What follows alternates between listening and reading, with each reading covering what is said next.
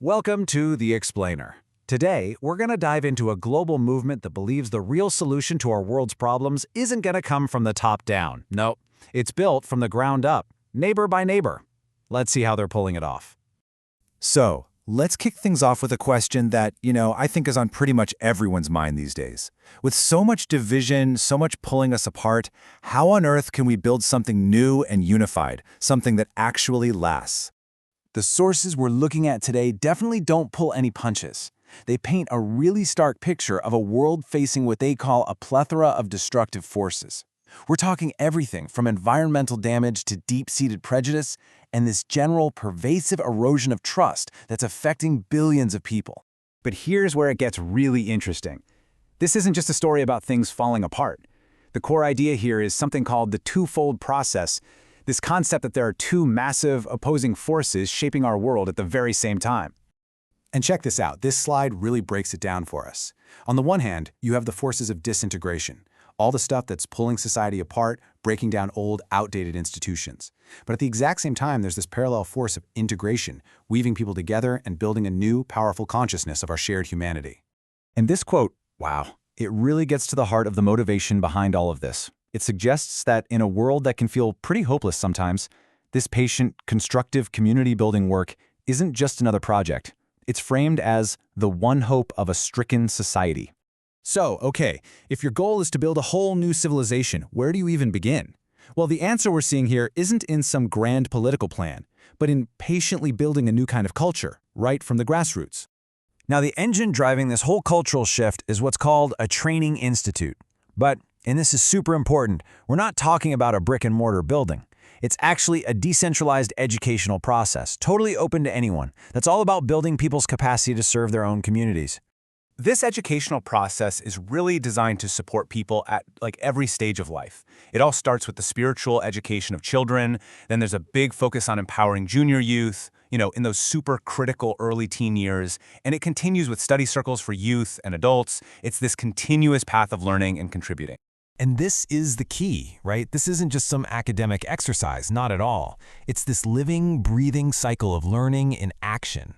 People get together to study, they consult on how to apply these ideas right where they live, they go out and take action, and then, and this is crucial, they come back together to reflect on what they've learned.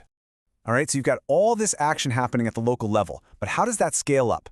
Well, it starts to create what's called a new architecture of service, basically building new kinds of institutions that are designed from day one to unite people, not create more divisions.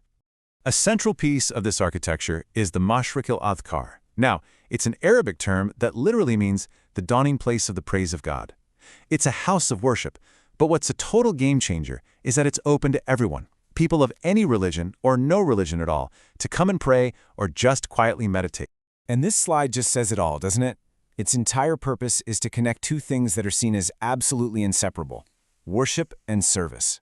The idea is that the central temple is dedicated to prayer and reflection, but it's meant to be surrounded by practical agencies of service, like schools, hospitals, and places for scientific learning.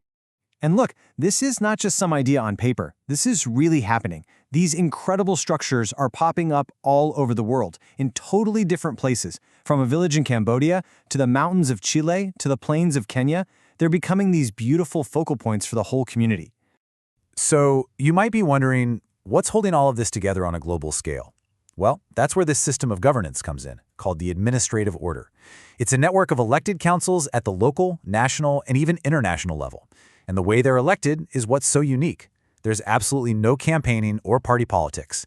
The whole goal is to choose people based on their character and capacity for service.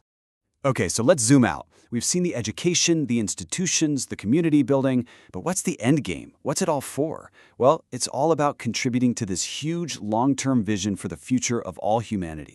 And everything we've talked about is powered by a set of core principles. Things like the oneness of humanity, which, by the way, isn't just a nice thought. It's the actual practical foundation for everything else, from eliminating prejudice to establishing the full equality of women and men. This quote from Abdu'l-Baha really drives the point home.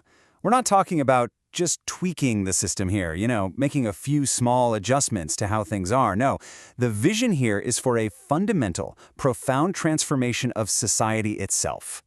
There's this really beautiful metaphor that's used throughout the source material, that of a tender sapling.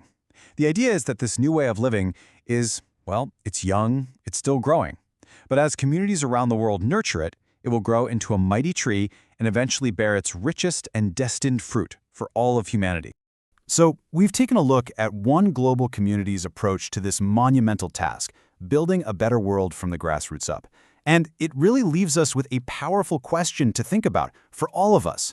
What kind of power is truly, genuinely unlocked when a community learns how to work as one?